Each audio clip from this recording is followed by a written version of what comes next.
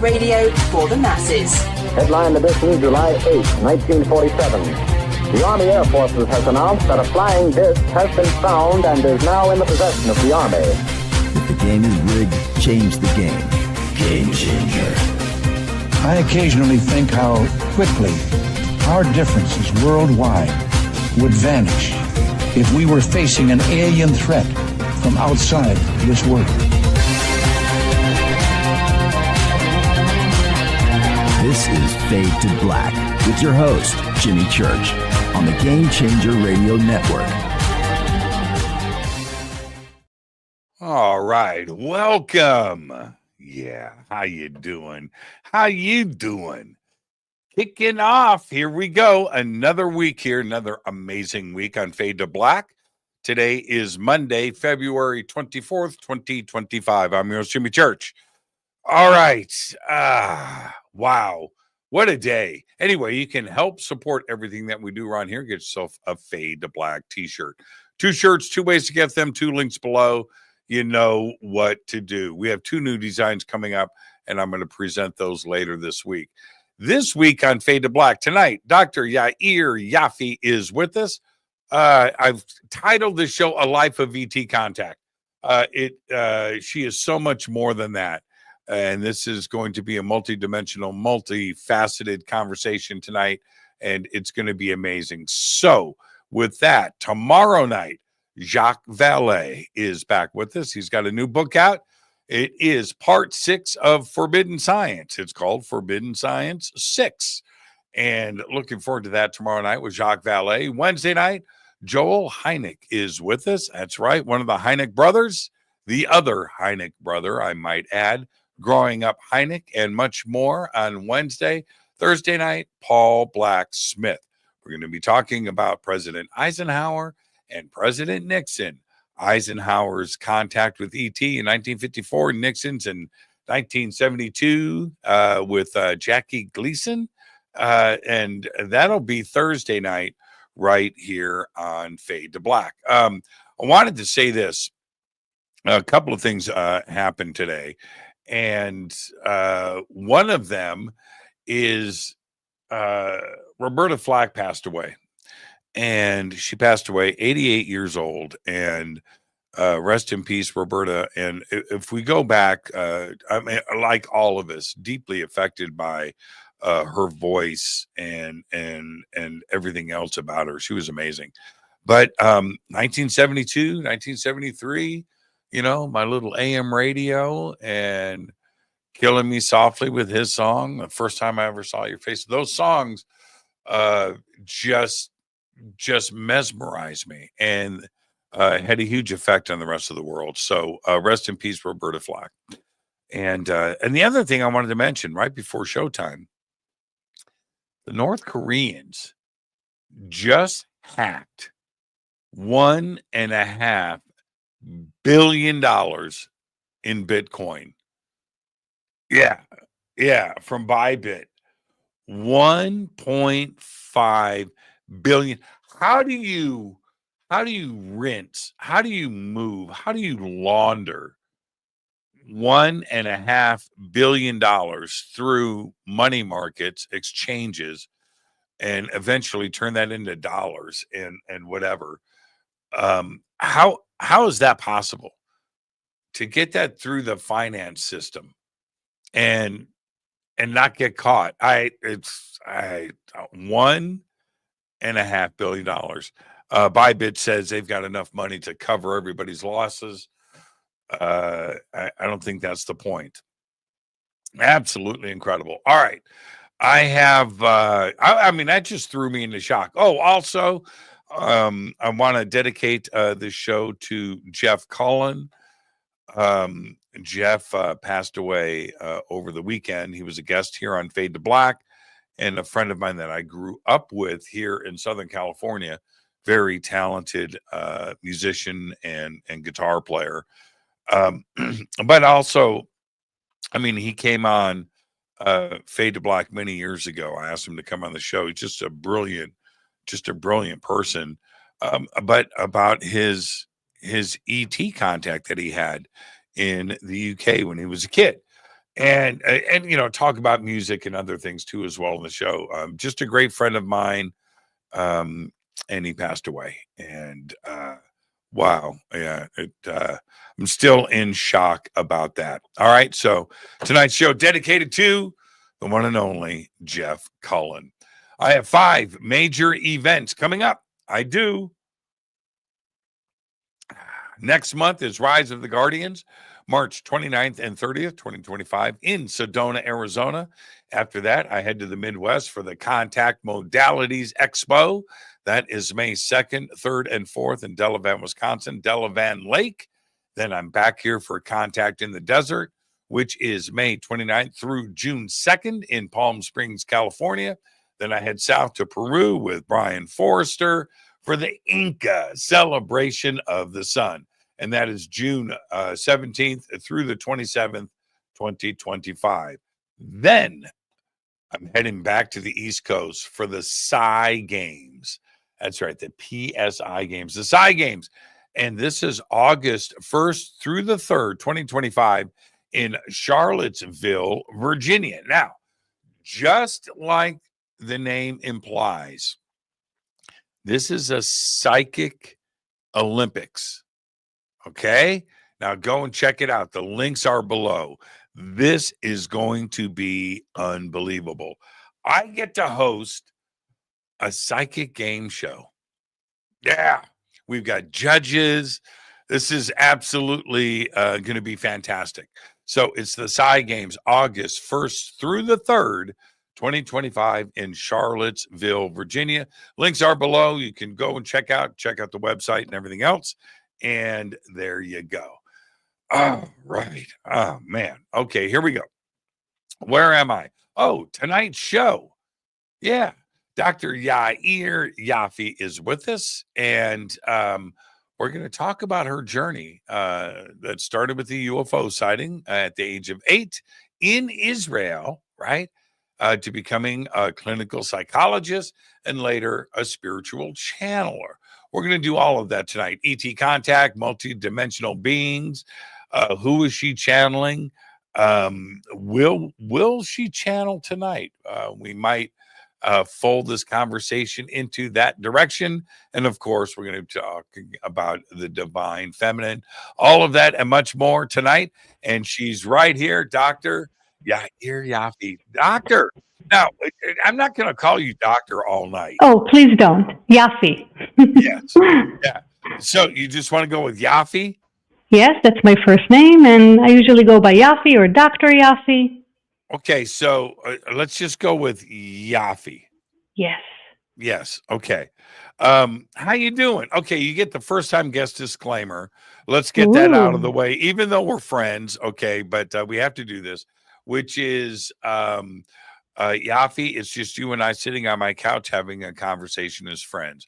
Where the conversation starts, it starts. Where it ends, but we're going to end as friends. Now, you have to accept so we can move on. I accept. Okay. Very cool. Very cool. Yeah, we've been working on this show for years, haven't we? Yes, it's been in the making for many, many years, and I'm so happy to be here. Yeah, here's the thing. Persistence pays. Ain't that the truth? It just does. It just does.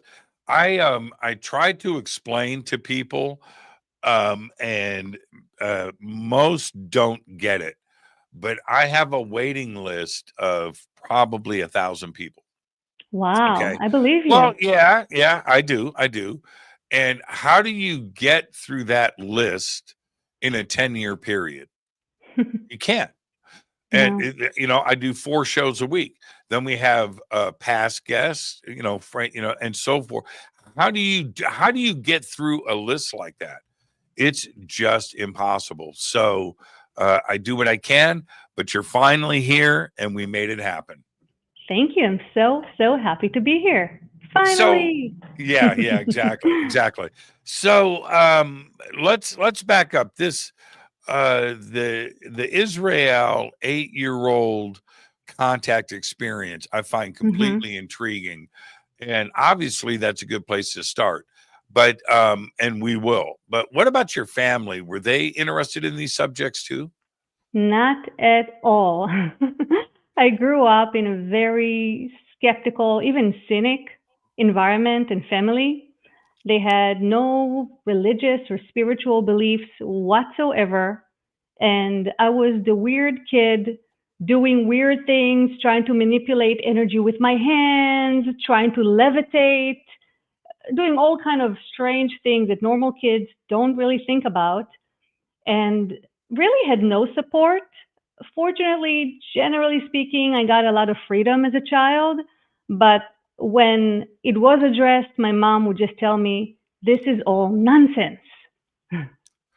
And what about, okay, what area, what part of Israel was this?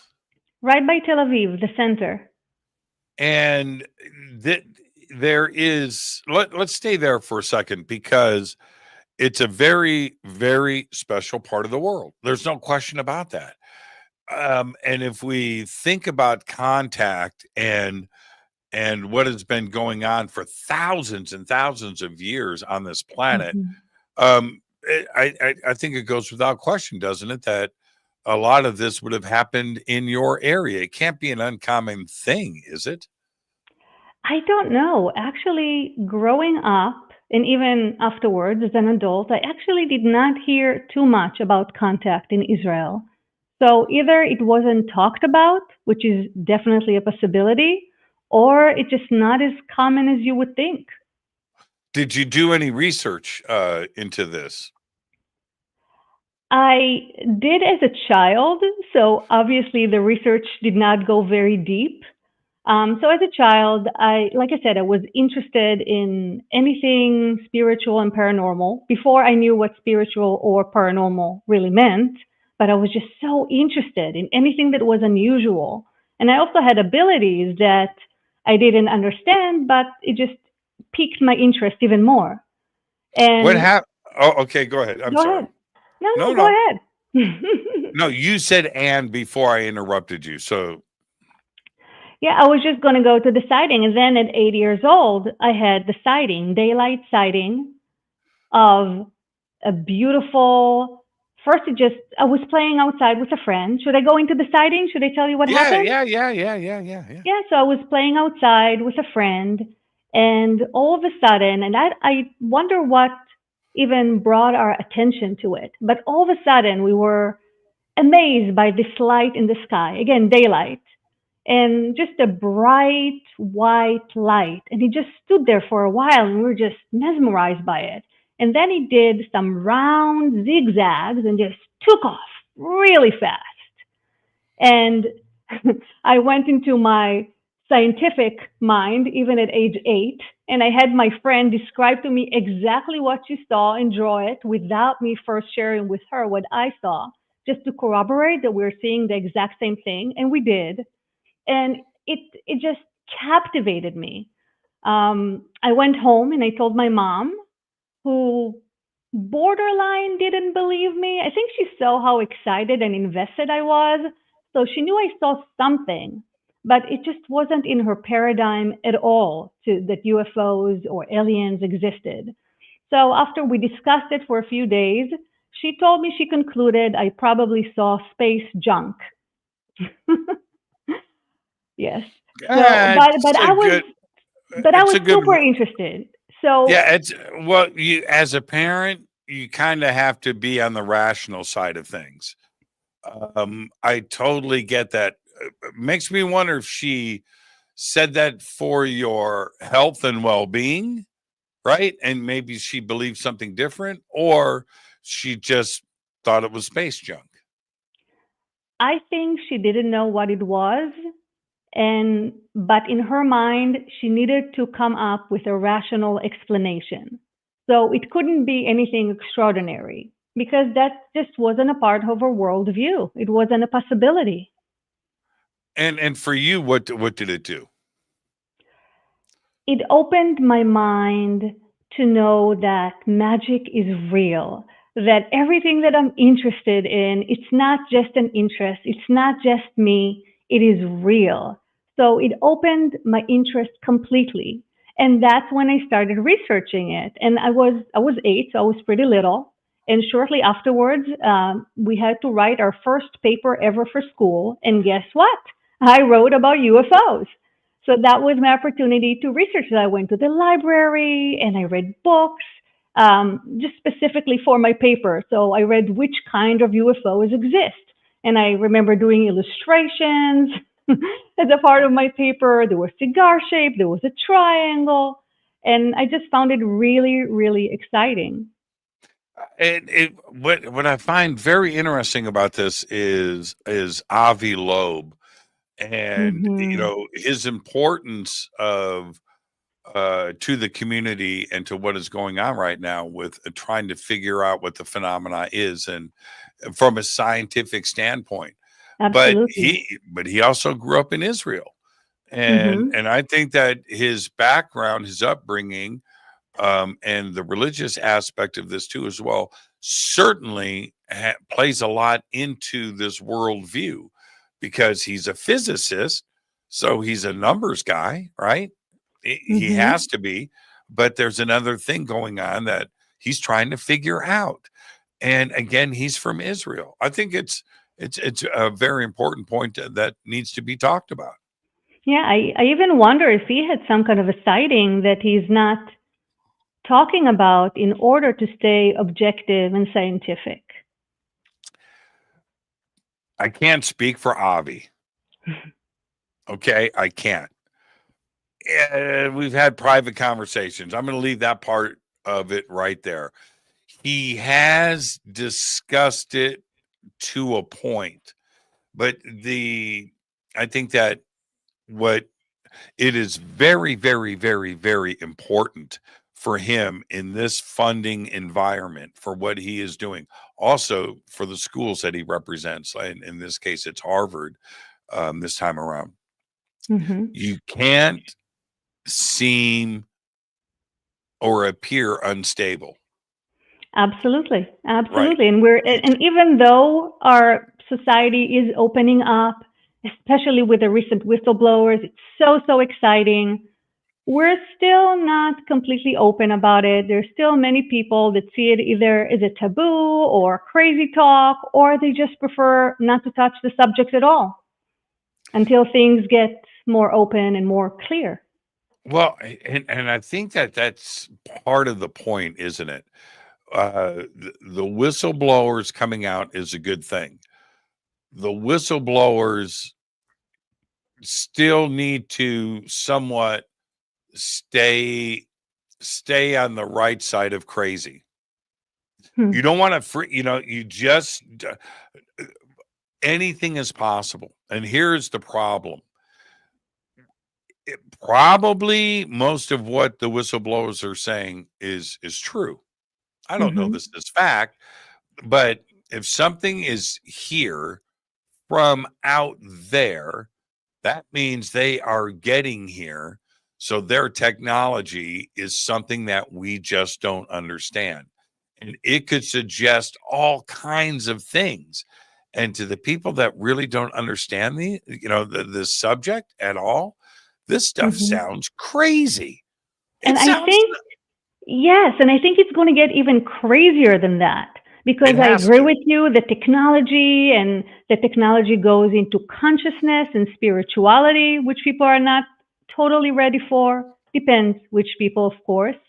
And where I think it gets even more racy is that it's not so much about just about us being visited from outer space. It's beings and entities and whole races that are already here, all around us, inhabiting the earth with us. And they're coming and going because they do have this technology. They're spacefaring, unlike us yet. We're kind of beginning. We're We're just, trying. yes, Yeah. we're dipping our toes in the water. Yes. But Yes. they're Yes. much more advanced than that.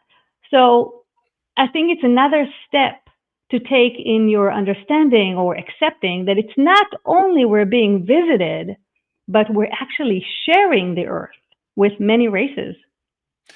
We, as Earthlings, we have come to terms with flying saucers and little green men flying across the universe and showing up here.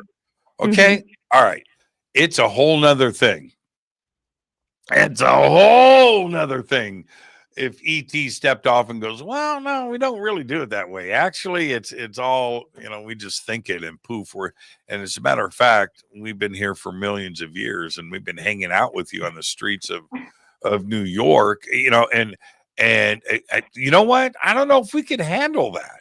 Exactly. It takes such an open mind and such a leap also into courage, right? We're not the top gun. We're not even close to being the top of the food chain. No. And that's okay. And in fact, we're probably lucky that we're not at the top of the food chain because we're not ready really to be at the top of the food chain. Not the way we are right now. And we're so used to that. Because of the way we've taken over this planet and done our best, to destroy it, by the way, that we must be, top gun on the block. And that's it. We're so used to that. And I don't know. Like I said, I don't know if the planet could really handle some real truth bombs. Right? Like, honestly, I can hear ET now. Well, you guys are cool and all, but you're like bacteria cool. You know what I mean? Yeah, some of us are like pet dogs cool.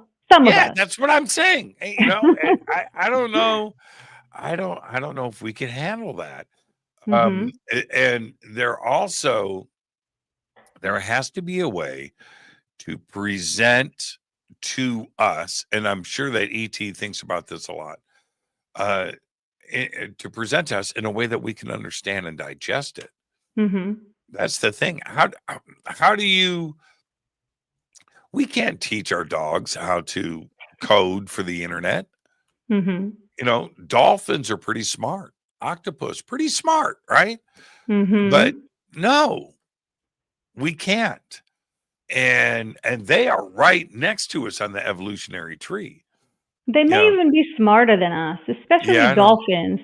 They just live under the water. They don't have hands. They don't use technology the way we do. So different kind of smart, but they may actually surpass us. Yeah. No, I don't dispute that at all. You know what? I have issues with I can't the thought of eating octopus or calamari. No. It ain't gonna happen. Do you know that some people choke because as they swallow the octopus, it actually moves around and suffocates them? Yeah, good. They asked for it. Did you see I'm sure Resident Alien? Yes, of course. What a fun show. Yeah, the scene with the octopus in the restaurant. Oh, yes. His friend. Hello, cousin. What are you doing here? Oh, man. It's the best. It's the absolute best. And to that end, and then we'll move on. I remember it was about 5 years ago when these scientists announced that out of all the species on the planet, the one that could be alien are octopus. Yeah, I remember when that story came out. Yeah, completely different than every other species on this planet. Unique to themselves. And they are really smart. I've heard about this octopus. Maybe it was in some museum or display. It was something. It was being studied. And he kept on escaping the tank. He knew how to flip the switch, the light switch, and they kept on escaping, and they had a hard time keeping it captive. Oh, they're watching. They're studying. It's that's why I cannot. I can't even read about something like that on a menu. I can't. It's just like, no, it just completely freaks me out. But anyway, Yeah, moving on from that. It bums me out. It bums me out. Bums me out a lot. So was that your only UFO sighting? Well, for many, many years it was. So I really put it on the back burner for many, many years. Many, many years. I was kind of back and forth with spirituality, but I wasn't touching the UFO topic until I would say the last few years of my life, where it resurfaced. I started doing contact work, and I've had more sightings then. But in terms of physical sightings, since that time when I was 8 years old until just a few years ago, as far as I know, as far as I remember, I did not have other physical sightings. But what I did do is go more and more into the mental, into the consciousness aspect of it, and eventually, essentially started channeling before the physical contact returned. When did let's dive into this a little bit. So you go to university, you study the mind, right? What is your definition of consciousness? Wow, that's a big one. So it's definitely related to awareness, and maybe even awareness of awareness. And it depends in which direction you tackle it. So that's one way of understanding consciousness, but there's also a consciousness field or collective consciousness, which is in a way how we all connect as people. Now, I do believe that consciousness is fundamental, which means that consciousness precedes the physical world. So we're energy, spirit, vibration, and then we manifest into the physical. So consciousness is primary. It's the essence of everything. What powers consciousness? If it is if it's non-physical, okay, I'm on that side of the fence, by the way. If it's non-physical, where does consciousness get its energy to do its thing? Well, you can say source, or you can say consciousness itself is the engine. So we're used to thinking, where does it come from? But if it's primary, everything else comes from it. Okay. Let me ask differently. Let me make an observation. This is an observation of mine. You remember the game Pac-Man? Yes. Okay, waka waka waka waka. Okay, so Pac-Man is consciousness, and it's eating the little dots. Waka waka waka. That's where so consciousness is out there. It's everywhere, but it's consuming shit. Right? It's getting energy from stars. It's getting energy. Yeah, it has to. You have to eat to survive. You have to consume energy. You have to go and get energy from somewhere. But if the consciousness is the driving force, that means it's not coming from, it's not a byproduct of something else, but everything else, including the stars, including energy, is a byproduct of consciousness. So one has to feed the other. Yes. So that's my point. What I have thought about a lot, and we can.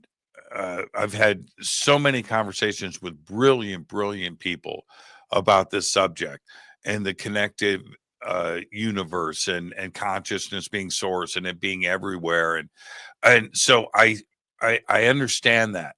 But those clouds of consciousness floating around the universe, right, need to eat breakfast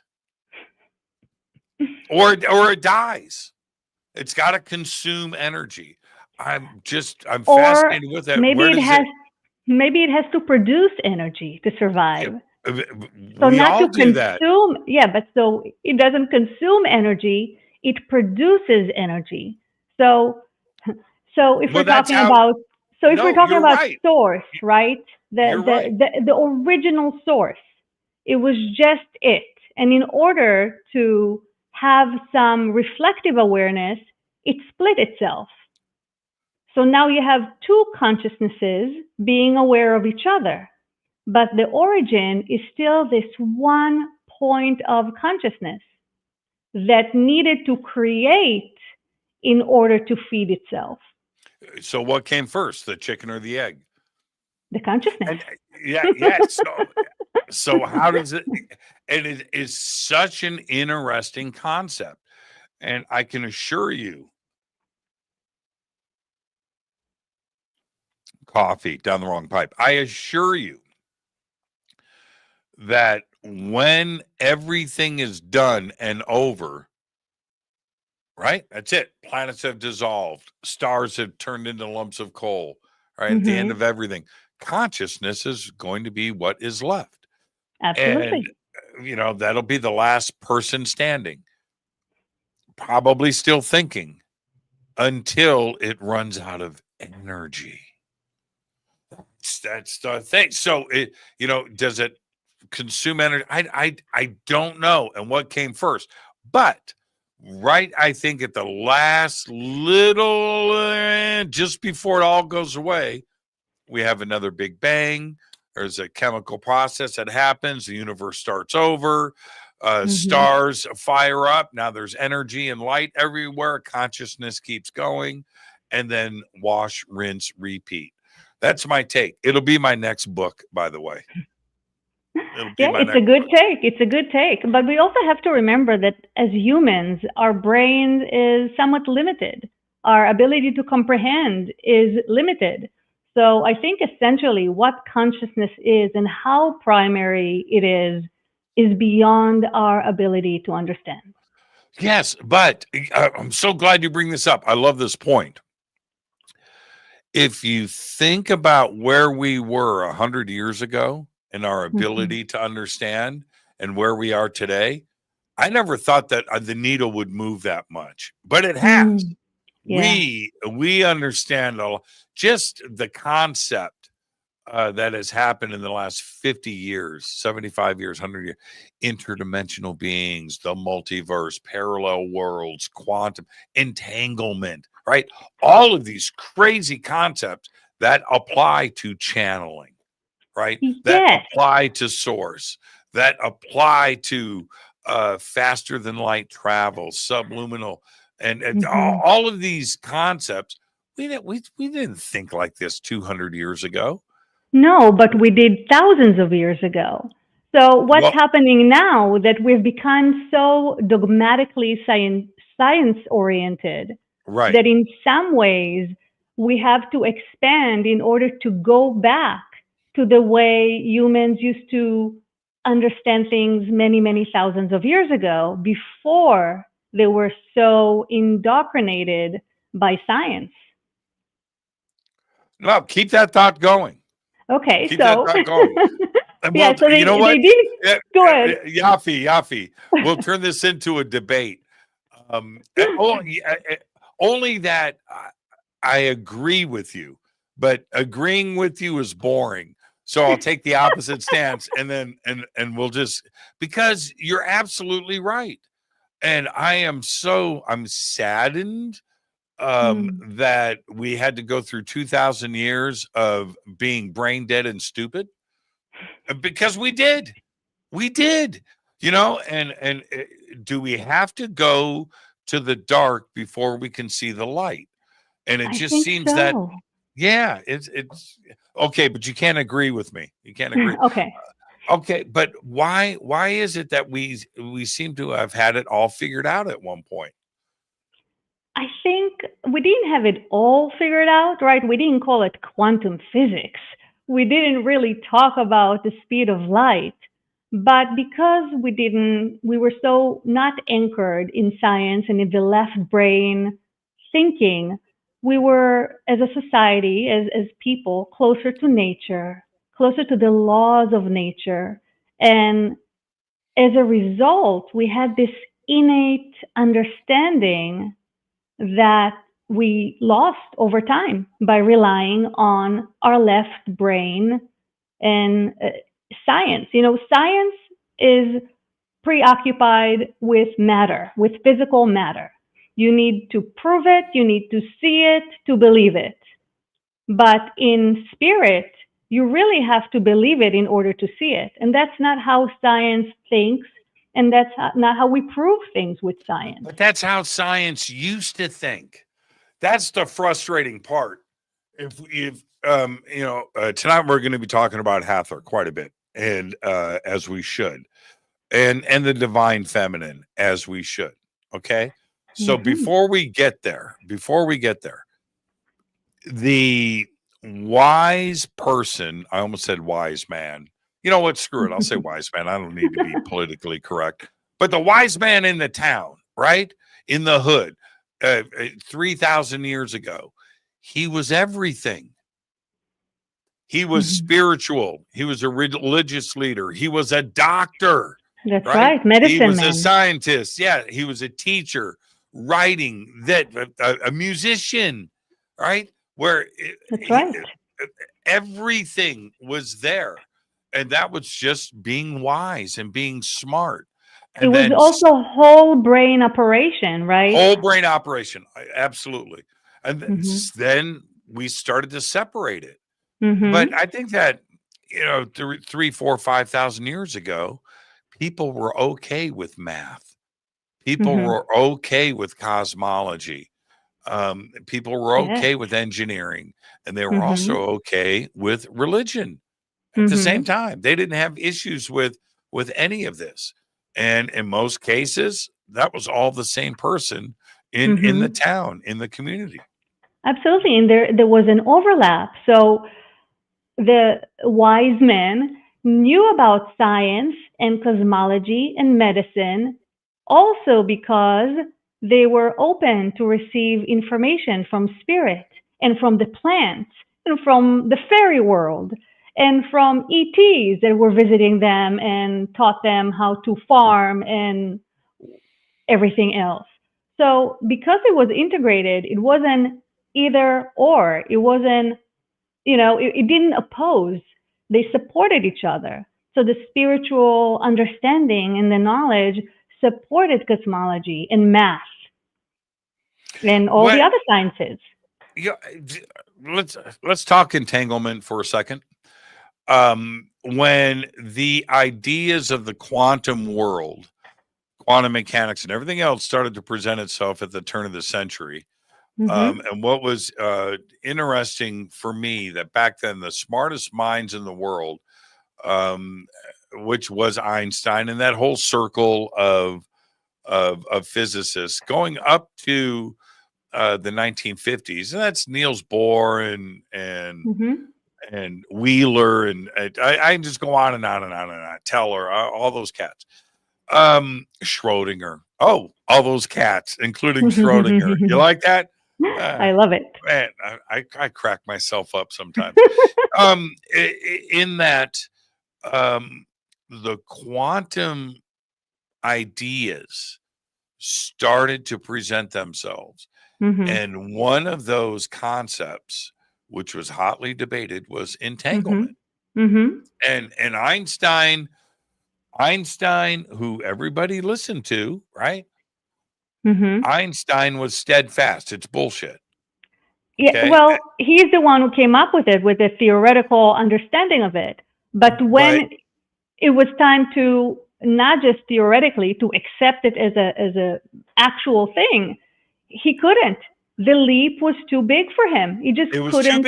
Yes, it was too big, and finally he tapped out, and he tapped out because so many around him were going, you know what, the numbers are supporting. Well, he's still pragmatic. Einstein thought outside of the box for sure. There's no question about it.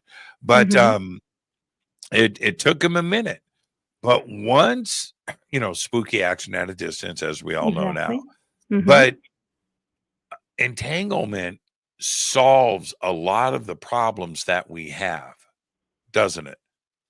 I mean, it resolves so much crazy, including channeling and how ET would communicate from other sides of the universe. Yes, and I think entanglement essentially is going to be understood in its relation to consciousness. So right now we're still thinking about things in a more physical way, right? This is entangled and this is entangled. So these two physical objects can communicate with each other beyond the speed of light immediately. But we're still talking about physical objects. Essentially, I think what we're going to understand that we're all tapping into the field of consciousness. So it's not only two protons or whatever that are entangled, it's all of us that are entangled. We all came from one, so essentially we're all still connected. When I talk to a physicist about this, they are locked down in their physics mind when it comes to entanglement, because they are looking at one pair of particles entangled. So they're looking at it as one bit of information, and that to communicate with data streams that we're used to dealing with now, an entangled pair won't get it done. And this is where it's because they're locked in the box, right? They can't see outside of the box. And when I go, wait a minute, what about an entangled mind? What about two brains that are entangled? Well, wait a minute. How many stories do you have to hear about telepathy to understand what I'm talking about? Exactly. But they can't get outside of that confinement that they're in. It's difficult, we've been trained, and as a scientist, you're even more so trained to think in a very logical way and to prioritize this type of thinking. So it's very difficult to then move away from it and to still know that you have a grasp on reality. Well, so and this is the problem, okay, this is the problem, and I'll speak of it locally with us. The next closest star system to us is Alpha Centauri. We all know that. It's 4.5 light years away, right?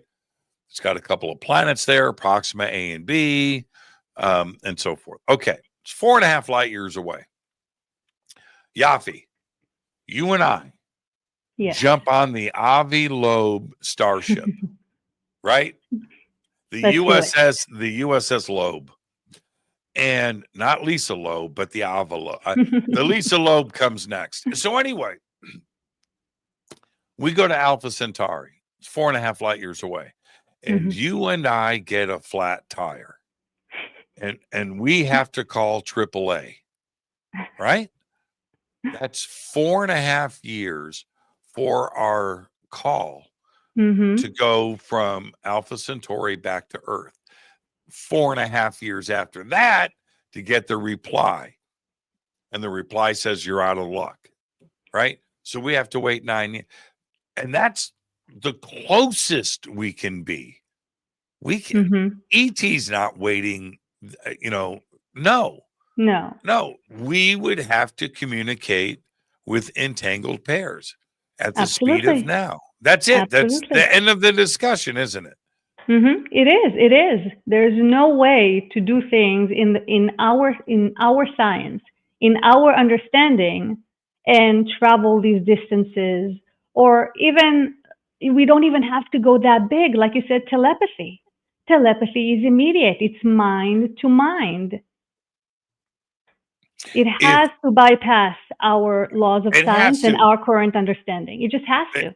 It has to. It has to. That's why, consciousness and entanglement, which I think are the same thing, is our next stage of evolution. It Yes. has to be the next logical step of our ability to understand that you brought up earlier. Yeah, This is both. key. Yeah, both our ability to understand, just with our minds, but also in terms of our technology and our science. Without incorporating consciousness, we're gonna, and we have hit a ceiling. We have to start incorporating other ideas that are bigger than our previous and current science in order to continue evolving and expanding. Since ET, this is, I know this sounds nuts, but it's not. ET is going to say to us, no, we communicate with our minds, with consciousness. We Mm-hmm. don't have, where we come from, we don't need phones. Right. And and so often, when people hear about this idea, they are Mm-hmm. thinking, oh, there must be a quantum telephone that entangles to another phone. Now, it's possible. It is. It's possible. But I think ultimately ET is going to tell us it's much simpler than that. Yeah, I don't even, yeah, not only they don't need phone, they don't even need spoken language because they communicate mind to mind. Do you really think that's the way it is? I mean, do. anything's possible. You do? I do. I think verbal communication, it's fine for us because that's how we communicate partially also, but essentially it's ineffective. It's very slow, it's very limited. When you communicate with telepathy, you get words and feelings and visuals and sensations. Right. It's so much more than just the words. And in order for us to expand our understanding, we're going to have to go beyond words, which then leads you to telepathy. It would have to be a mix of both. It would At have to be a first. mix of both. Well, no, and let me tell you something. I don't want to get my dose of Van Halen through telepathy. I need that shit to come out of speakers, man. I need my arm hairs to move. I need that subwoofer to hit me in the chest. I don't need ET to go, no, man, it sounds just as good. Pipe through that. No, it does not. Yeah, but music is not just words, right? So you're hearing so much. Music is multidimensional. Right. Well, but you said it yourself though. All right. And maybe this is the chimpanzee bacteria version of me talking right now. But telepathy can involve colors and feelings and waves as well as the communication part of it, right? Absolutely. But I don't want to see my movie that way. I want to see Star Wars on the big screen. Well, and maybe, what if maybe I'm a Luddite. Well, no, this is what we have right now. But imagine that instead of seeing it on the big screen, you could be there and it's happening all around you and you're feeling it. You're not only hearing it or seeing it on the screen, you are there and you are experiencing it with the movie. That's what true telepathy, I think, eventually going to be. This reminds me of the conversations people had about the internet in 1995, right? And I was in denial. No, you'll be able to go to a virtual store and you'll be able to buy shoes and things and clothes and electronic stuff. And I would go, no, man, it's not the same as going to a store and touching it and picking it up. Well, here right. I am the biggest Amazon whore that I know today, right? Yeah. I'm being serious. But it took us a while, right? It took us some time to get there. We needed steps. We can't just go there. We need steps to ease us into new realities. Right. And I totally get both sides of this argument.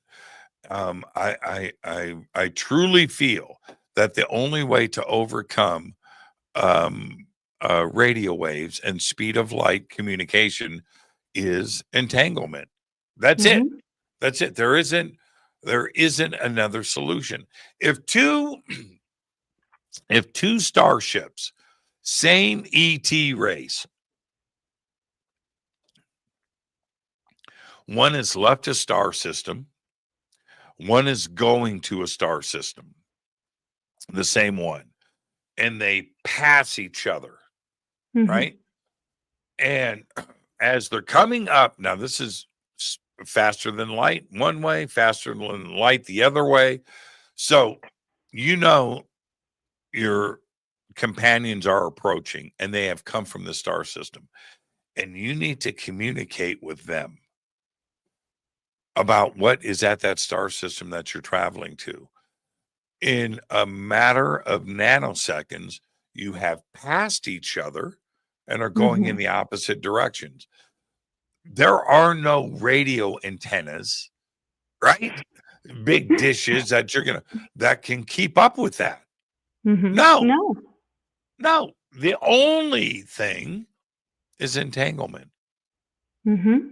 Yeah. That's how that communication. That's Exactly. it. And in that way, it doesn't matter if they pass each other or they're light years away. They can still communicate through the same mechanism. So they don't even have to pass each other or be close to each other, because we're talking about communication that's beyond physical distance.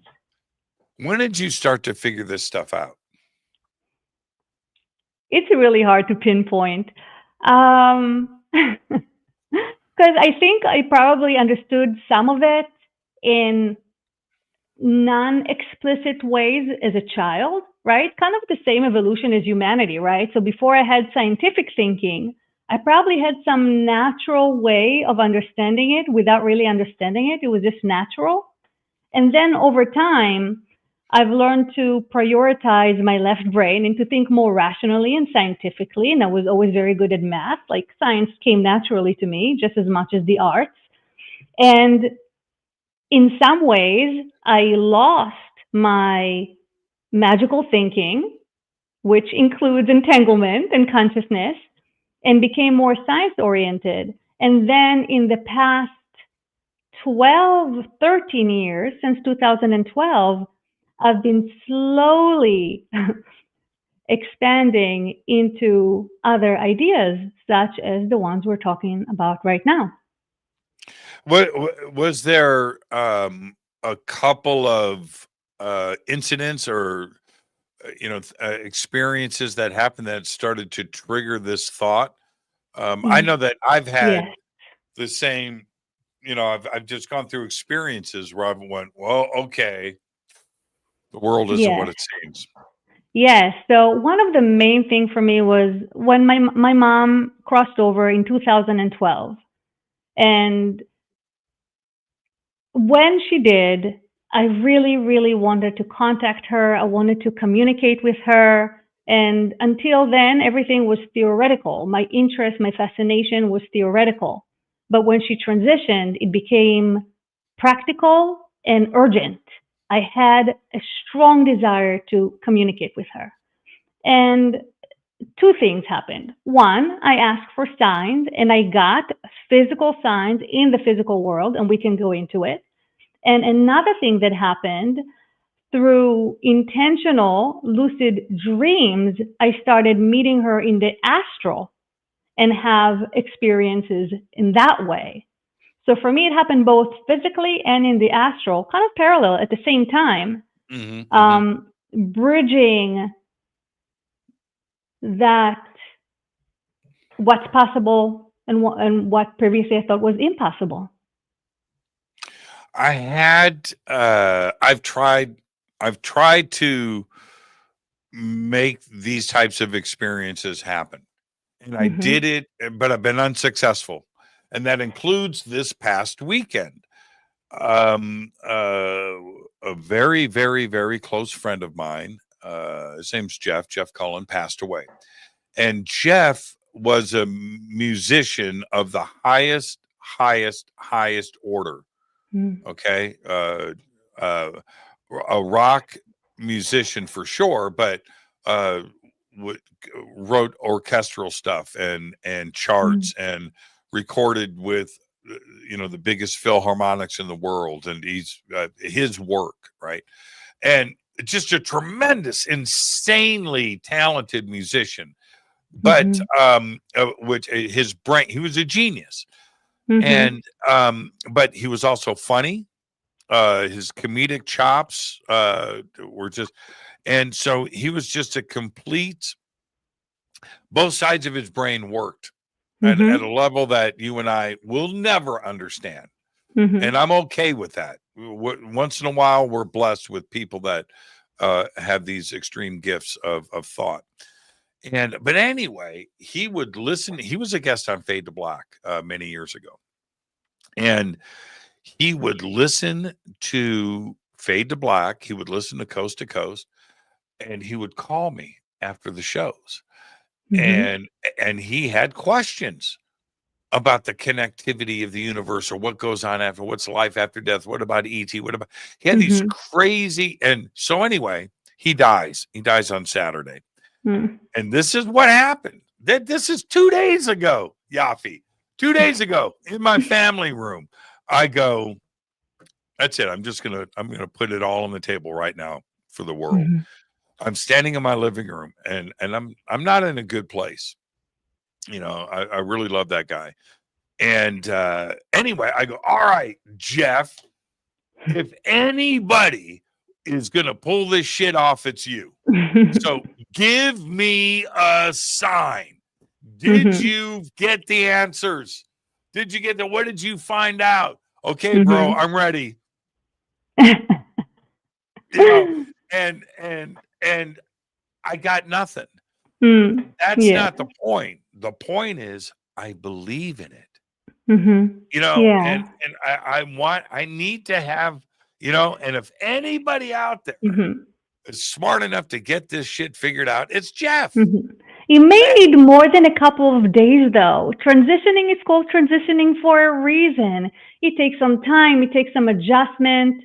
The first few days to a week, they're present, but in a different way. And then they go through their own process to, we can call it to go through the light or whatever. It doesn't matter. But they go through their own process. No, don't make excuses for Jeff.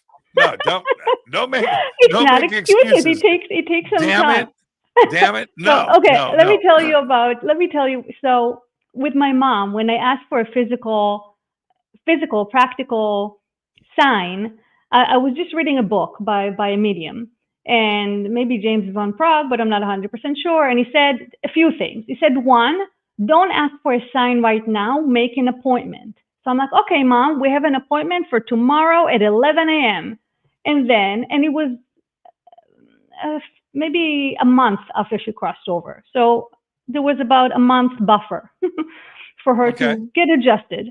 And then the other thing that I read in the book, and back then it was all new to me, that spirits find it easier to communicate through electronics, that it's easier for them to make electronic things happen, digital things happen, rather than, for example, move a bottle, right? So I told my mom, okay, tomorrow morning at 11 a.m. Also, the book said, if it's your mom or your grandmother and you're associated the kitchen and cooking, ask for a sign in the kitchen. I'm like, okay, that's genius. So Mom, tomorrow at 11 a.m., please give me a sign in the kitchen. And let me tell you, the following day, I forgot about it. And I was in the kitchen making breakfast. And it's a good thing that I asked for 11 a.m. because that's more or less the time that I make breakfast. And I was in the kitchen, and all of a sudden, the microwave turned on by itself. There's nothing there. And it starts spinning, and the light goes on. And at first, I freak out. And then I remember, I asked my mom. And then look at the time, 11:05. Mom, you're 5 minutes late. No, I completely forgot. So I cannot really have any complaints. So I'm trying to stop it. I'm pressing the microwave. It's not stopping. And I call my husband, John, come over here. The microwave is going crazy. And he also is trying to stop it. Nothing is stopping it. So we unplugged it. And we're like, wow, that's incredible. I wonder if that can happen again. And we plug in the microwave, and within seconds, it turns on again, the light and all, and it starts spinning. And again, it wouldn't stop. We couldn't press any buttons. We had to unplug it again. Is that good enough for you? For that, I mean, point it's in it's a time, great for, it's a for great that, experience. It's a well, great if it was experience. only that, then no. But that was a first step. Oh, And as I gotcha. said, and in addition, I was able to, I think the lucid dreams came afterwards, but I do think she came to me once in a dream beforehand, not initiated by me, which the dream, I was having some kind of a regular dream, although in the dream I was in Israel, which was unusual because I was already living in the States for many years. And all of a sudden the dream paused, as if somebody pressed pause, Mm. and out of like the distance, I see this illuminated figure coming through, and I'm like looking, I'm like, Mom, is that you? And she kind of jokes, it's like, oh, you don't recognize me? She was joking with me. And then she got closer until we were standing in front of each other and we hugged. And that's what I asked before going to sleep. So maybe it was initiated by me in a way, because as I was going to sleep, I said, Mom, I miss you so much. I know you're in spirit, but I miss your physicality. I want to hug you. I want to touch you. So back to the dream that was paused, and all of a sudden this illuminated figure comes, and it's my mom, and we hug. And Jimmy, I felt her bones. It was Mm. so physical. And I've never had dreams like this before. And I hugged her tightly until it was time to let go, and she just disappeared. Mm. And it's as if somebody pressed play. The dream continued. I love that. I love that. You know what happens to me a lot, and then we need to take a break, and we'll get that in. And I don't think this had anything to do with Jeff, because it tends to happen every night. But I will I live alone. Okay. I live alone. And so I say that because I don't have pets here that can wake me Make up noise. or Mhm. noise or anything like that. No. So I live alone, and pretty much every night there's a loud noise that will wake me up. What kind of a And, noise? well, that part doesn't matter. Let me tell you the part that Okay. matters. The part that matters is it happens from behind me, Hmm. whatever position I'm in, right? So I'm sleeping on this side, it comes from over here. I'm sleeping on it comes from over here. It'll always be with the opposite, and Mhm. so then I have a choice. It's like Schrodinger's cat.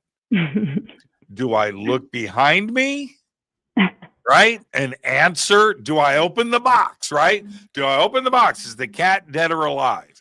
Right? Mhm. Okay. It's like that. Or do I not look, and whatever's behind me is both dead and alive at the same time? If Right? you Right? ask me, you always look. And I don't want, it's Schrodinger's cat. I don't want the answer. I Yeah. won't look. I won't look. I won't look. Oh I my won't God, look. Jimmy, next time just close your eyes and No, ask hell no. inside, who is this? No, no, no, no, no, no, no, no. If I didn't live alone, I would do that. I would call my dog into the bed and then look, right? And just hold my, and then look. But when you're alone, no, you don't mess with, I man, do. you went I do. But I know I'm you unusual. I know. look, you went to school. I'll say this again. You went to school to study the mind. Mhm. Okay? Mhm. So have I. And Mhm. I'm not going to jump into some crazy ass psychosis, self-induced, by the way, because Yafi told me to look. I'm not, no, I wish you did. no, no, no, You no, no. remind me of my husband. After the break, Right. let's get into that. When I try to do contact work, and instead of coming to me, they come to my husband when he's alone. See, you, oh man. you know what? He is probably deep inside not happy with you. He Well, doesn't talk about it. No, he wants he me loves there. you. He He loves loves you. me. Yeah, he loves you. So he's not going to talk about it. But Mhm. yeah, because I think it's very important for so many people in our community, and I'm one of them, Yafi. We are all here for deeply personal reasons. Mhm. Deep personal reasons. Whether Yes. it's a contact experience, you've seen something in the sky, something has happened in your life, and it Mhm. forces you to go find answers, Mhm. right? Yes. And Yes. and uh, we're all looking for the answers, but can you handle it if you find it out? And I don't want uh not everybody is strong enough to be able to deal with it. Absolutely. Absolutely. It's a lot. And that actually ties back to how we started the conversation about, we didn't mention the word disclosure, but why they're not just here and how big of a leap it is. And it all ties back to that because it really is a huge leap. It's mind expanding and shuddering and terrifying to the human condition. Yeah, for sure. For sure. Do you really want to see the ghost in your house? I do. Yeah, bullshit. And no, I'm not buying it. I'm not. Now, it's Should I okay to call my study it. husband? Yeah, Should yeah, I yeah, call my yeah, yeah. husband so Yeah, he can yeah. testify for me? I am not a typical person in that way. I Well, was so born with very low level of fear, and a part of my, I would say, spiritual awakening is really to let go but of it's that these it's type of fears. but it's that confirmation bias, Mhm. situation where you can study and Mhm. and try to confirm and do Mhm. all of that, but do you want the confirmation? Then all of a sudden the thought is, oh, this shit is real. And Mhm. then now that I don't know how the mind would be able to handle that kind of stuff. My house is haunted. It Mhm. is. It's haunted. I just told you I get woken up every single night, right? Mhm. But I don't want to meet that ghost. What if I it's don't not a want. ghost? What if it's your higher self? What if it's ET? What if your higher self is also ET? That's my point. Don't you want Do to see? Don't you want to know? no, no, no, no, no. Now, okay. Now here's the difference. Let me tell you the difference. Would I want to be driving down the road, see a flying saucer spacecraft land in a field, and I pull up to it, and a couple of beings come down and they go, okay, Mhm. where's Jimmy Church? Yeah, okay, that's different. How is that Okay, different, though? no, no, Actually no, no, seeing no, a no, no, creature that's not no, human. no.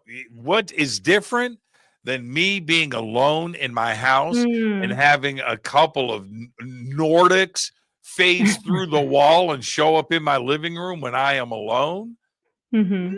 That's two different things. That's It is two different. different It is things. different, but we need to face our fears, right? That's what we're calling other people to do. It's just other people are in a different point on their journey, right? So this is where you are on your personal journey. Okay. Listen, I am being very rational right now in my approach Mhm. to this. Mhm. I have seen and experienced the craziest of the crazy. Okay. And I've Mhm. dealt with it differently each time. Mhm. I was with a group of, I'm going to make this very brief. With a group of 30 friends. We're outside. We have a daylight, 400-foot tall ship sighting in front of us, 3 o'clock in the afternoon. We all see it. It was insane. It Is that lasted the for beer 15 can? seconds. Yeah, the beer can. And that thing Mhm. disappeared. Okay. Now, Mhm. I am with 30 people. Yes. I'm okay with that. Mm-hmm. All right. Yes. Same experience, but now I'm alone and I'm Mm-hmm. out here in the desert and I'm by myself. This Mm-hmm. craft lights up in the night sky in front of me. Mm-hmm. Lights, disappears, comes back a Mm-hmm. minute later, lights up. It's a flying saucer, by the way. Mm-hmm. That shape, and disappears. Mm-hmm. I drove away in my Jeep, Mm-hmm. rationalizing that away. Yeah. It was a light on the end of a pole. It was Mm-hmm. this. It was that. I was not going ET. Mm-hmm. There's no way I was going to do that. My Mm-hmm. mind was, my brain, my id was protecting myself. Yes, that's what we do. That's what we Yeah. do. Two different, it's the same experience, Mm-hmm. dealt with it with two different ways. And so, it's that confirmation bias. The next day, Yafi, I go back to that same spot in the desert Mm-hmm. and I pull up. Now it's during the day and I look out. I see the tire tracks from my Jeep the night before. Mm-hmm. I go across the street. I see my footprints in the sand. I stand in the exact same spot and I look and there's Mm-hmm. nothing there but Yeah. sky. There wasn't Mm-hmm. anything. I was hoping to see some round thing on the end of a tall pole, right? Mm-hmm. Some tower or something. Yeah, Yes. anything so I could just relax. Mm-hmm. And when I saw nothing, I was like, oh, it was something. Yeah. And Yeah. that's what messed with me. Mm-hmm. And yeah, I drove away with a different way of dealing with it the second time because it was obviously a craft in the sky. And how beautiful. They allowed you to see it, but they didn't cross the boundary, right? They didn't come too close. You were alone. Creatures didn't come out of it. You weren't abducted. I don't know. That you remember. Right. Now, so what if I did regression about that moment? And then I find out that I was taken aboard the craft and they Mm-hmm. stuck needles in my belly button. Do I really want to know that stuff? Right. Mm-hmm. Yeah, probably not. Yeah, not really. And that's exactly what happened with my husband. So I was at the Monroe Institute and we had a MUFON guy there. So I'm like, great, let's do CE5.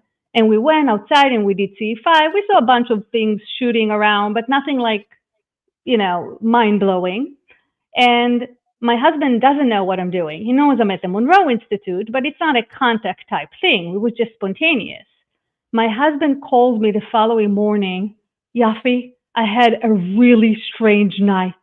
I was woken at 3 a.m. by a blue light flooding the house. I got so scared I fell back asleep. Then second time, I was awakened by this blue light that just was somehow getting into the house from the back, and there's nothing in the back. There's just nothing.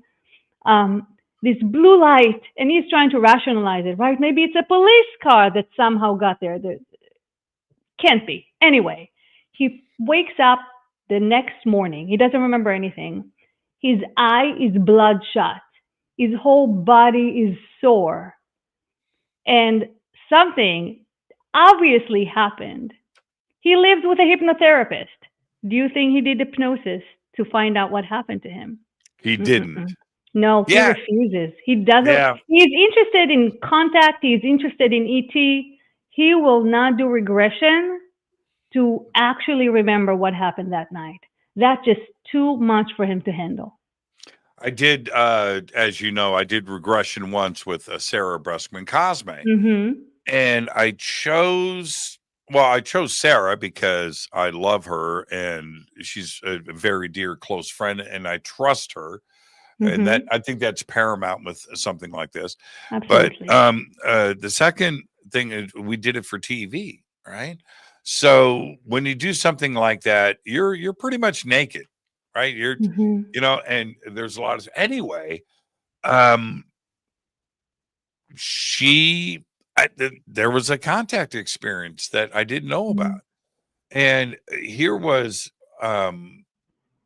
So do I want to go back to this desert experience? Do I want to find out? I don't. I maybe someday. I thought that the regression experience was very exhausting. And Really? I'm still unpacking it. And it's been Yeah. a year and a half, you know, there's so much. Wow. But anyway, so back to the telepathy.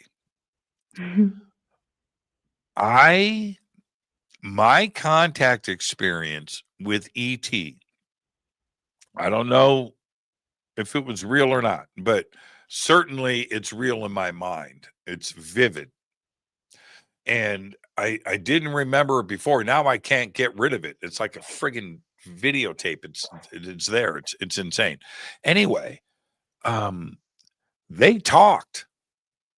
ET talked. The mouth and said and spoke in English. And not to me. Briefly, but not. I heard them talking to other people, like on radios or something. I never saw microphones, but I could hear them. I could hear them having a conversation, and I was watching the mouth move. It was a trip. I was not expecting that. And you know what? They spoke. I think I said this in the regression. I've certainly said it since then. They spoke in like Californian. Yeah. So what do you make of it? Did they actually speak that way? Or is it your mind understanding it in a way that your mind is familiar Both. with? I think it's both. I think it's a combination of both. Yes. That's a very excellent question that you're asking, because perception, I think, is half of it. You know, am I just hearing it a certain way? Right. But the conversation that I heard, I'm pointing like I'm in the room now, but it was two guys over here. He's sitting and he's talking to somebody, and it sounded very nonchalant, very casual. It wasn't technical. And it was something like this. Hey man, what's up? We're here. Okay, cool. Been waiting for you. Yeah. So everything good? Yeah, everything's cool. Yeah, all right. Yeah, everything's good up here too as well, man. It's good to talk to you. Good to talk to you too. It wasn't like, how's Barbara and the kids? I didn't hear anything like that, but it was almost there. Yeah, close enough. Right? It was just very casual. That's incredible. Yeah. But they definitely said, we're here. Yeah, we're here. Okay, cool. Yeah, we've been expecting. Yeah, everything's good. You good? Yeah, I'm good. Okay, all right. I was like, what? Wow. And did you get the impression that happened many times and you just don't remember? It sounded like they knew who they were friends. They knew each other. But how about you and them? You know what they did do to me, which was strange. They nodded. They like looked at me and like gave me a yo. Yeah. That was kind of weird. There were two in the middle of the room that were talking to each other. They were standing. The rest of them were sitting. And the two were in the middle of the room, and they had like a piece of paper or something that they were both looking at. It might have been like a tablet, or I don't know, but it was light. It was like white. I thought it was a piece of paper, but could have been anything. But they were both standing and facing and looking at this with their backs to me. They're standing side by side. And I show up in the room, and they both kind of turned around and looked at me. Yeah. And then they went back to the paper. It was weird.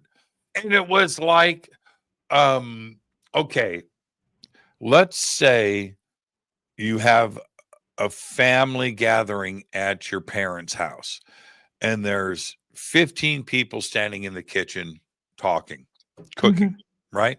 And you walk up to the kitchen and look in and see your family, right? Are they all going to stop what they're doing and start talking to you at the same time? No. No. They're going to do their thing. They're going to look at you and go, Yafi, yo, okay, back to cutting of Mhm. the onions.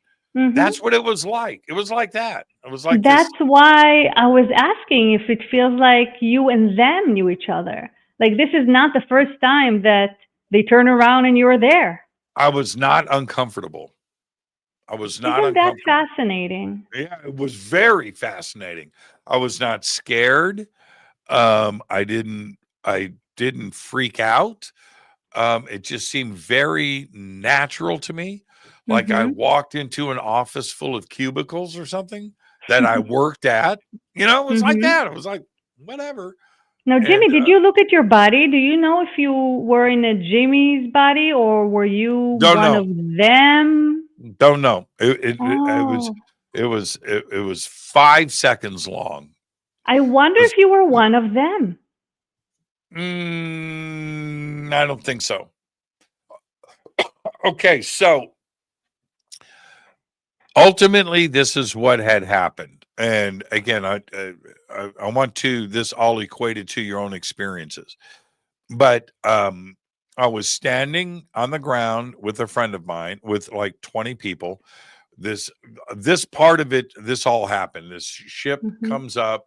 It was a gold ball, stops above us. We all talk about it. Then it goes straight up into the stars. Okay. Mhm. So during the regression, that's when this happened. It happened when the Mm. ship stopped here, and then boop, I'm on the ship, and I look around like Mhm. this, and then Mhm. I'm back in my body on the ground. So it was like Mhm. as long as it took me to just like look around and Mhm. kind of look at everybody in there, and then boop, I was gone. That was it. Fascinating. That was it. Nothing more. Mhm. I've got nothing more to add. I don't, people have asked me constantly to go back and remember in detail. I don't know what everybody was doing. I don't know what they were looking at. I don't know I don't know what was on the Mhm. desk. I don't know. Yeah, No, I don't because know. that was not the purpose of the visit. It was No, confirmation. I It was just looked around the room. confirmation and contact. Now, the one thing that I can say with all of the beings that were there, they were all the same. They were black and they were out of focus. They were fuzzy, Hmm. not Hmm. furry, not fur like your Yeah. dog, but the outside of them was like Mhm. staticky, Mhm. like fuzzy, Yeah. So they weren't fuzzy. fully in this dimension, maybe. They seemed that part of it. Um, no, I think they were part of this dimension. I just think that um it I I don't know if I was seeing everything in focus, even though everything was Mhm. crisp and clear. That's not Mhm. what I'm saying. I'm saying that teleported or whatever I did, I went Mhm. into that moment very briefly, was in tune to it very briefly, and then taken back Mhm. out. I don't think Mhm. my brain had enough opportunity to catch up to what it was seeing. That's what Mhm. I think. But anyway, so they were fuzzy, but I could see they were tall, 2 arms, 2 legs. They were holding stuff. So Mhm. I don't know how many but they Mhm. were holding and Big heads? uh, like oval, Mhm. Hmm. How oval, o- interesting. oval, and black. And I can't remember though. I saw their eyes open. I saw them looking around, Hmm. but I can't remember the color of the Hmm. eyes, but they were glowing, a little bit glowing, but it was a black face. And I can't say anything about a nose or ears because it was black. It was just black. Mhm. But I could see the eyes and I Mhm. could see the mouth moving. Hmm. Now, was it red on the inside? I don't know. Was it blue? Was it gold? I don't know. Mhm. I just don't Yeah. remember those things. But I could see the mouths moving, And like the two dudes in the middle of the room, it could have been a dude and a dudette, could have been two dudettes, I don't know. But they were in the middle and they were talking to each other. They were just like, I don't know about what, but they were doing their thing. And then right next to them was the person I heard talking. And I'm assuming it was to some human on planet Earth. Yes. You know, that's what it sounded like to me. And then I just kind of looked around. It was like 5 seconds. 5 seconds. And then boom, I was back on the ground. Now I don't want to say who it was, but I did ask the person that I was standing with in this group of people. I said, dude, when that dude, was I acting weird? And he goes, no. I said, because I think I left for like 5 seconds. He goes, man, we were all looking up. So no, I don't remember anything. That was it. So yeah, I'm under the impression that you were taken out of body and that this whole thing happened, again, a little out of phase with our physical reality. yeah, I think so too. Yeah, I think so too. So the most fascinating part about this is I look at this two ways. Okay, two ways. That this was an actual experience that happened as I remember it. Okay. All right. And then there's the second part. Could this be my brain playing tricks on me? And that it's just some false memory, false dream that I dreamt once, and now it's come back and my brain is playing it back as something real. It can also be somewhere in between. Could be. So, I know. Yes, I know. Something happened, but there's still the aspect of your human mind interpreting it in a way that you can understand. Yes, I agree with that. I wholeheartedly agree with that. And this is also why I don't want to do another regression. How much more of this do I need to really know? You know what? Honestly, you know what the answer is? I need to know zero. I don't need to. Is there a need to know on this? Do I need to know more? I've had too many strange experiences. And was there something else to it? I've said it a million times. I'm okay. I'm okay. I'm okay with where I'm at. I don't need to know. I don't want to know. No. Do I need to find out? It's your journey. Every person is going to have a different answer, right? So some people would not even go as far as you did. They don't want to have the hypnosis. They don't want to remember. They don't want to know. It's too much for them. Yeah, I think that's a smart. Yeah, I think that's very smart. I don't want. Do I need to know that I went to Zeta Reticuli for a week? Do I need to know that? What would it do to you if you did? See, would it change my reality here? No. And your ability to function adaptively. It may actually be a problem. And again, if not for you, for many other people. Because how do you come back from something as big and as vague and strange than that and then live a mundane, normal human life? You can't do that. How could you? And so you bring up, you are so smart, man. You are smart because you bring up a really good point. What if one day somebody says, Jimmy doesn't ride his Harley anymore? Yeah, he stopped after he found out that he went to Zeta Reticuli and was hanging out there, and now his Harley isn't important to him. And maybe human relationships are not as important to him. Do I don't want it. I don't want things like that to fundamentally change who I am and what my relationships are. No. I want to live this out. Yeah, I like it. And in some way, it's a very valid concern. You know, you probably know the name Robert Monroe, Of and he course. was an expert in out-of-body travels. And Yep. there were times that he went so far, so deep, or to places so beautiful that he came back and he was utterly depressed. Yes, that's what I'm saying. Yeah, Yes, yeah. that's And it took him a exactly. while to recover from just one journey because he couldn't handle being in this physical life and fully living your life and enjoying your life and appreciating your life. He couldn't. It took him some time to adjust and to process, and then he went to travel again.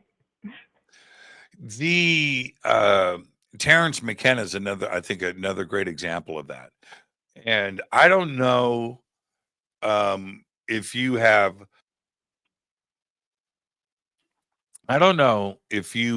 done DMT. I have. Okay.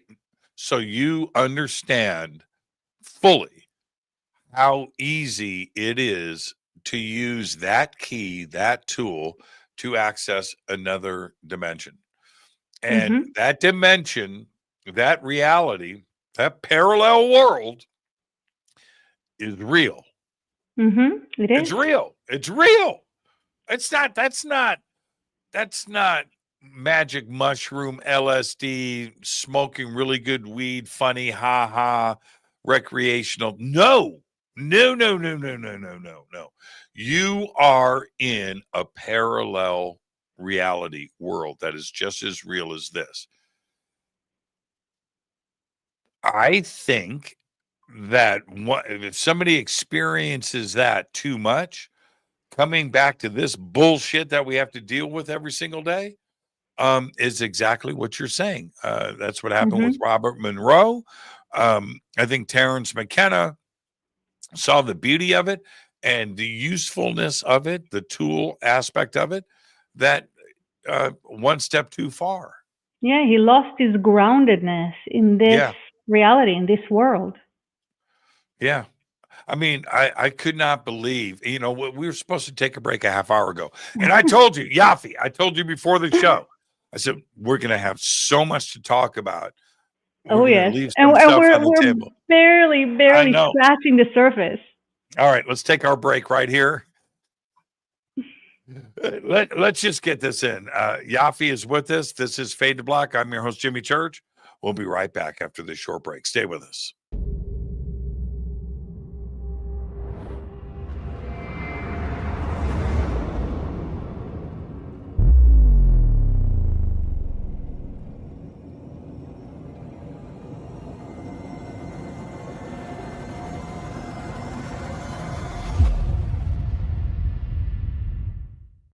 Subscribe to our YouTube channel to get your alerts and access to over 2,000 videos. Click that subscribe button right now. Go to jimmychurchradio.com and get the Fade to Black official podcast. 2,000 episodes, all of them commercial free for just $2 a month.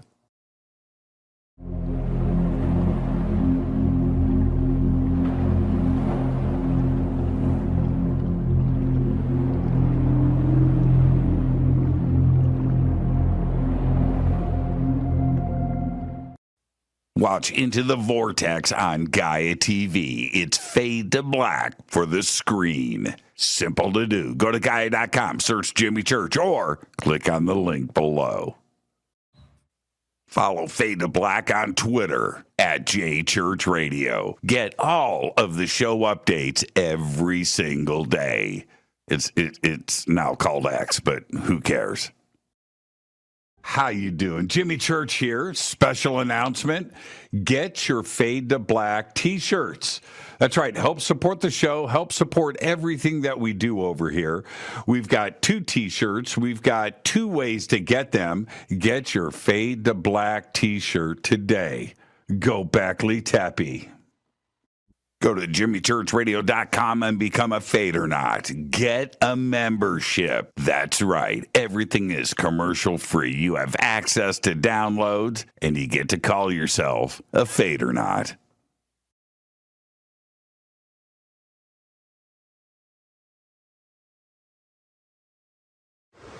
Today we're headed to Bolivia, Tiwanaku, Peru, and of course, Pumapunku. Brian, exciting. Thank you so much for everything, my friend. Always an honor. Right behind us is the sacred river of the Inca that goes past Machu Picchu. So we're going to be driving up to its source at 15,000 feet above sea level and then down to Lake Titicaca. So today we hit 15,000 feet. Yes. Crazy. And you can do it with us. All you have to do is go to hiddenincatours.com. Simple. We've got 2 tours coming up next year, one in June for the summer solstice, That's right? And then another one right here in November. So hiddenincatours.com. Come and hang out with Brian and I and his amazing team. Right on.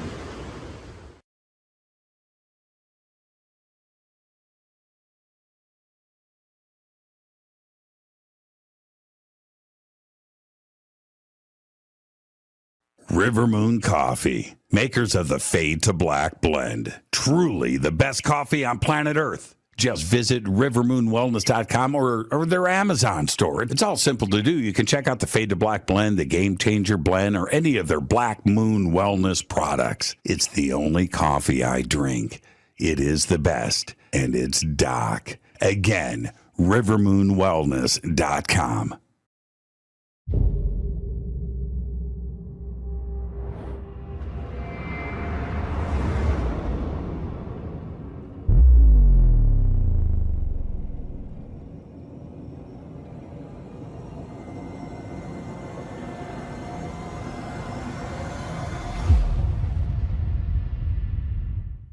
All right. Welcome back. Fade to Black. I am your host, Jimmy Church. Tonight, Dr. Yair Yafi is with us. And now here, you've been to Egypt. Yes, I have. It's a very spiritual place. And I have been to very spiritual places around this planet. And I'm a conflicting personality. All right. Explain. On the surface, I'm a dick. Okay. In that, I say that in a compassionate way. In that, and it's not a front. My personality is who I am. I don't wear a mask. I ride a Harley. I wear a Harley tee. I have guitar. I have this thing that is who I listen to heavy metal music, and what you see is what you get. But that guy riding around on that Harley with my helmet on backwards and my jag,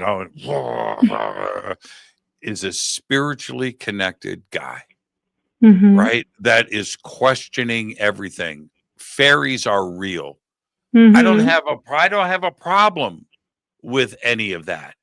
And when you go to a very divine spiritual place and temple, and you go there and you experience that, it is as real and as tangible as the Harley that I ride. And that to experience that for me as a person, I start to realize very quickly that there is something else going on. There is something, I don't have all the answers, but you go to these very special places. And one of them that I want to discuss briefly in the time that we have left is Dendara. Yes, the Hathor Temple. Yes, you go to Dendara and you walk into that temple and you are overwhelmed, not only with the divine feminine, but a spiritual presence that gets you from your feet to the top of your head very quickly. I've seen so many people brought to tears in that temple. That are, myself included. I mean, it's just like it's crazy what happens there. And I would suggest that the ancients knew exactly what was going on, didn't they? Yes, they did. So they built it goes even to the way they built their structure and how they built it and where they built it. It's all a part of this powerfully energetic, dynamic reality. And it's even the artistry, you go there and everything is so big and majestic. I mean, it's huge. The ceilings are so far, but everything is beautiful and so masterfully constructed and with such beautiful art. It's it's awe-inspiring and you feel it in many, many levels, on many levels. You can see the story. It's weird. And you're right about that, because the ceiling is 60 feet above you. Hmm. And you start in one corner. We can just go on forever about this, everybody. And I've shown so many videos of myself walking through there, but you find yourself looking at the ceiling and following the story that is there. And it's right in front, Hmm. and it's 60 feet above you. You don't Hmm. realize how big, how big of the art is. Yes. And it's there so you could see it from the ground. Hmm. It's 60 feet above you. Yes. And you follow and it's there, and it's in front of you, and it's speaking to you. Hmm. It's unreal. And the It colors really is. too. Exactly. And everything is so grand and the columns are huge. Everything just has such majesty to it. It really does. I had an experience there, in the back of the temple that you can't access. Just like everything else in Egypt, you have to have special access and permission and stuff.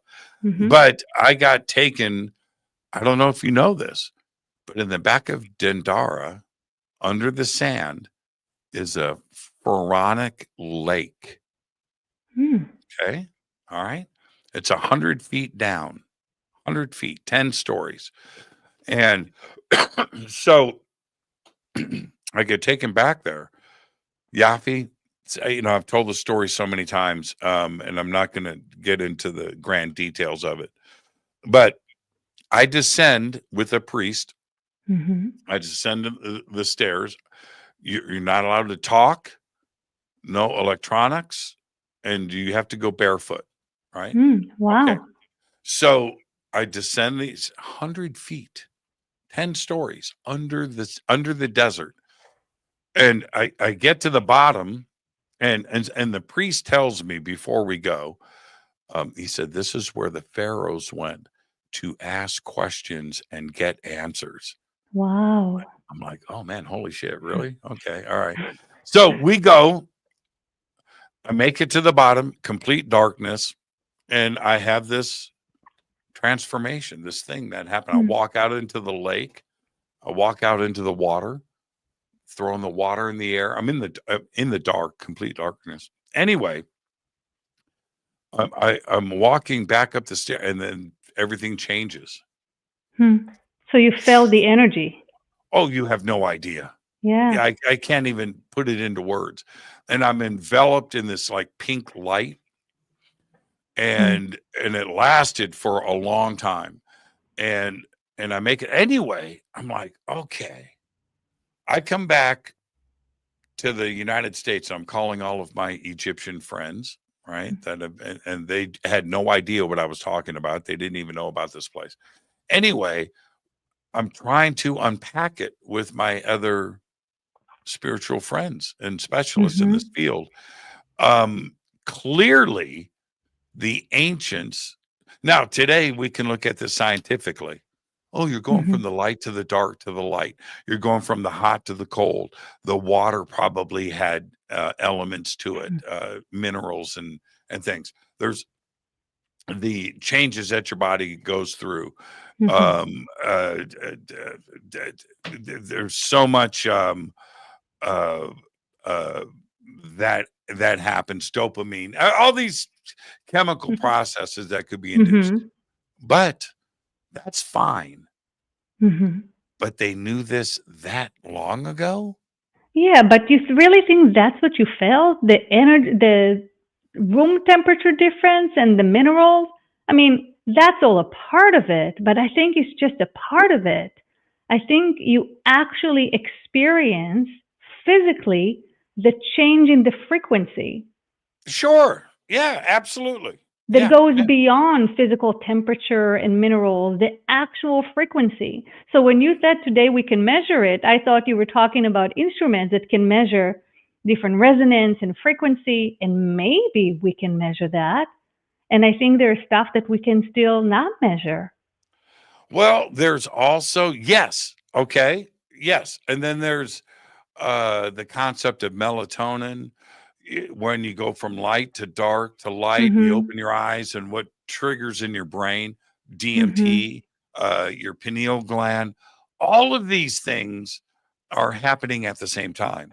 Yeah, but it's not like you stayed there 5 days.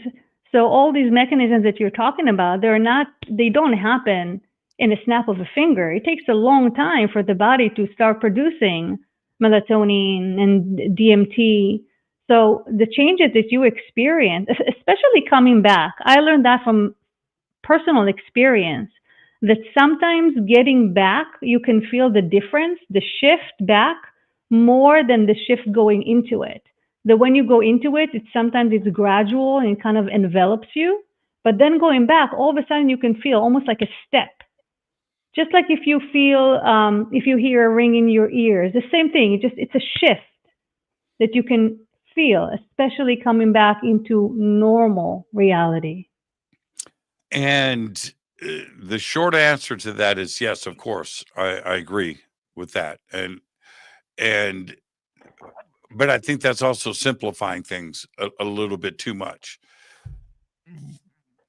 If you go into the mindset of the priests and the pharaohs and what was going on back then, that they Mm-hmm. understood that this was a special place.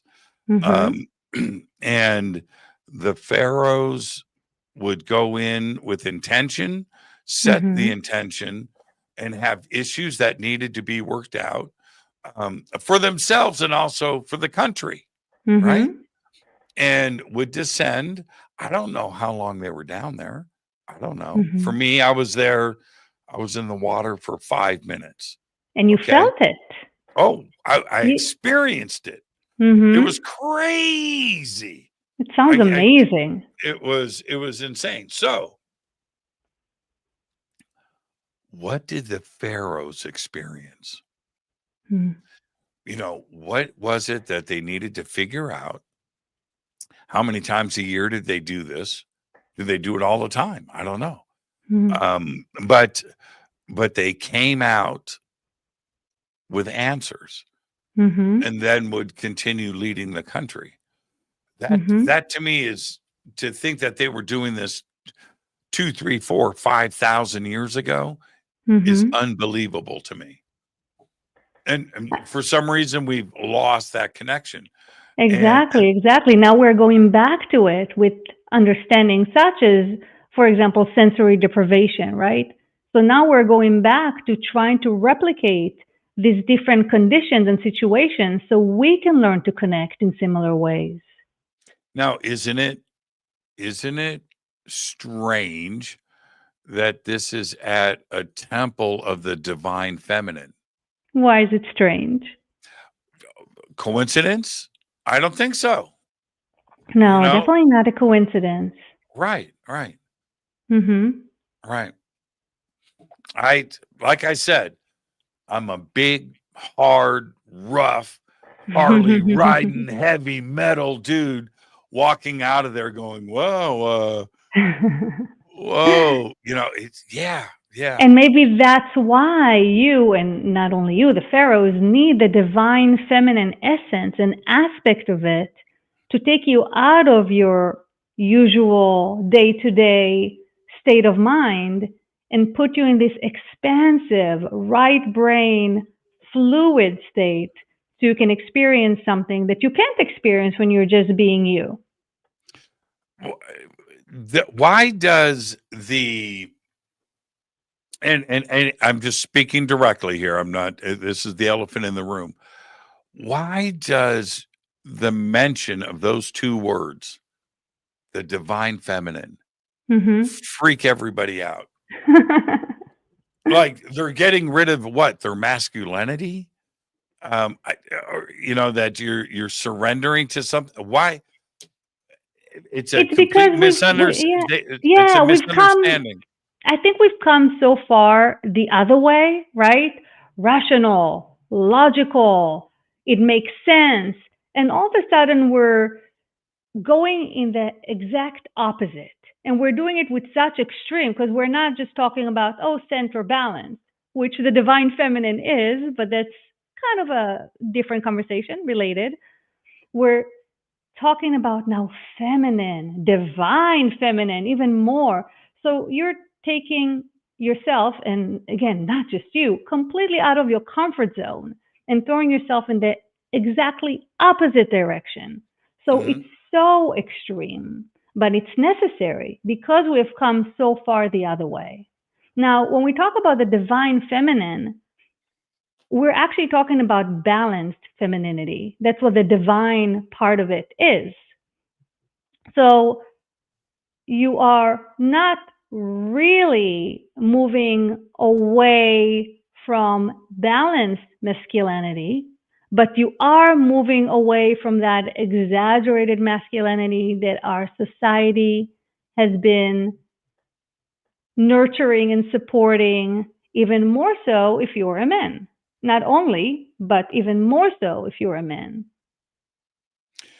Is it that because of the balance being thrown off so long ago, that balance being off is also what got us to where we are today as a culture, technically speaking? So many advances happened because of that imbalance, which is fine. I get it. But now we need a course correction now. Exactly. The pendulum swings, right? So the pendulum swung one way, which allowed us to explore and achieve certain things. And now it's swinging the other way to allow us to explore and experience other things that we can't experience if we're all the way in the masculine side. Too much divine feminine. I don't have a Harley today. You see what I'm saying? You understand what I'm saying, right? I do. Yeah. But I'm not saying that in a negative way.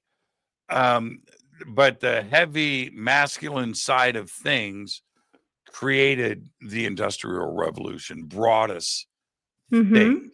And now we're here. Okay, we went to the moon. We're going back. Now we need to reconnect. Yes, exactly. Now we need to reconnect. And it doesn't mean that, by the way, I just saw an orb, so spirit just passed between us. Cool. Yeah. So now we need to connect. So it doesn't mean that you need to start wearing dresses and say goodbye to your motorcycles and start speaking in a feminine voice. It's not what we're talking about. We're talking about you are being able to tap into that side so you achieve a fuller, more balanced and whole brain existence. So you can keep the masculine aspect and start including, not replacing, at least for now, but including more and more of the other side so you can achieve greater balance. It's all about becoming balanced, not turning around and making you the opposite of what you are. It's you, but in a more balanced, holistic way. We are now officially, we just have a couple of minutes left. We're officially in 2025, and we are all seeing these big changes on this planet right now. It's hitting us from every direction, whether it's climate change or fear or divisiveness. But we also have this disclosure issue. What do you think? Is 2025 going to be a pivotal year that it feels like it may be? Yeah, I really do think so. I think we're moving in that direction in 2024. And now I think everything is going to open. So everything is going to become more extreme in some ways. And I think it has to, for the old broken systems to fall apart, they have to reach a certain climax before they can dissolve.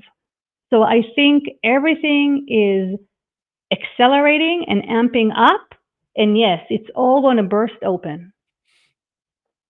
It's tangible to me. Mm-hmm. I mean, Absolutely. it feels like it's right here. Absolutely. Absolutely. It's both, everything is increasing, right? So everything is coming up to the surface. So you can see the corruption like never before, very obviously. You can see the divisiveness, very, very obviously, very easy. But on the other hand, you can see people coming together more than before. You can see people opening their minds more than before.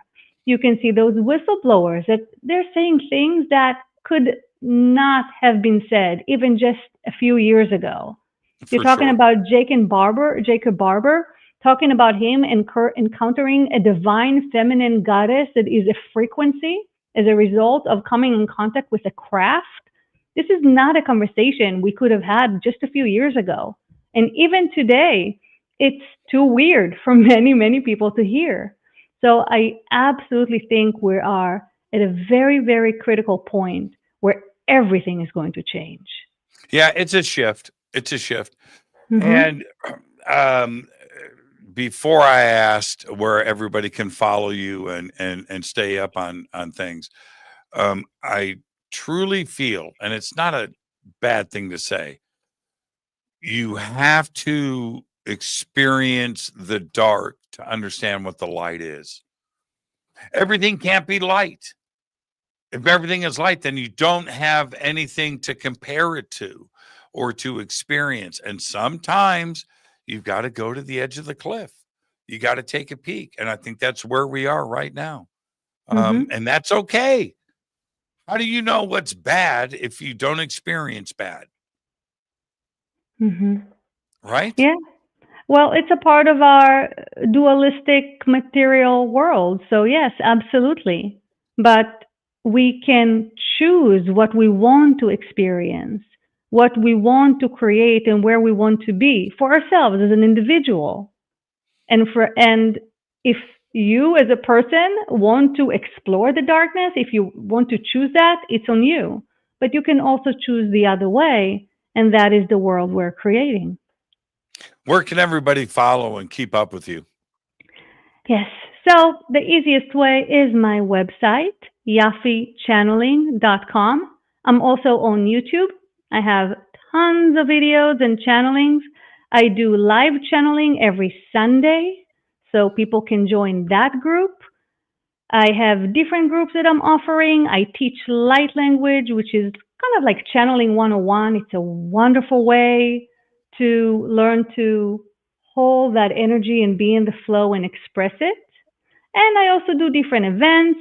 An exciting one coming up in August, maybe you can join us, is Lemurian Life Expo in Mount Shasta. Ruben Langdon is one of the people who puts it up together. He sends hello, by the way. He's the best. He's Yeah, the best. and we're going to do C5 on the top of the mountain. It's just going to be wild. Ruben's the best. Yes, Ruben's he the is. best. He's a very, very, very, very dear friend. And okay, so all of that is on your website. Also, your 3 books are there too as well. Yes, Conversations with the Earth. This is my first book. I also have Conversations with Hathor, and I also have the Archangel board, which, by the way, Karen Dolman showed you one time when she was on your show. I do. had I her remember that. waving it. Yeah. So that's Yes, me. yes. Yeah. So Yeah. all kind of fun things. Yafi, what a perfect night on the show. Great way to start the week. Thank you so much. And I seriously look forward to our next conversation. And maybe I can make it up to Shasta in August. And That would be please great. give my best to Ruben. Will do. Thank you so much, Jimmy. Good night, everyone. Yafi, perfect night. Thank you so much. And so with that, I'm going to get out of here. I want to remind everybody tomorrow night, right here is Jacques Vallée. So until tomorrow night, all I've got is go back, Lee Tappy. Fade to Black is produced by Hilton J. Palm, Renee Newman, and Michelle Freed. Special thanks to Bill, John, Dex, Jessica, Dennis, and Kevin. Webmaster is Drew the Geek. Music by Doug Aldrich.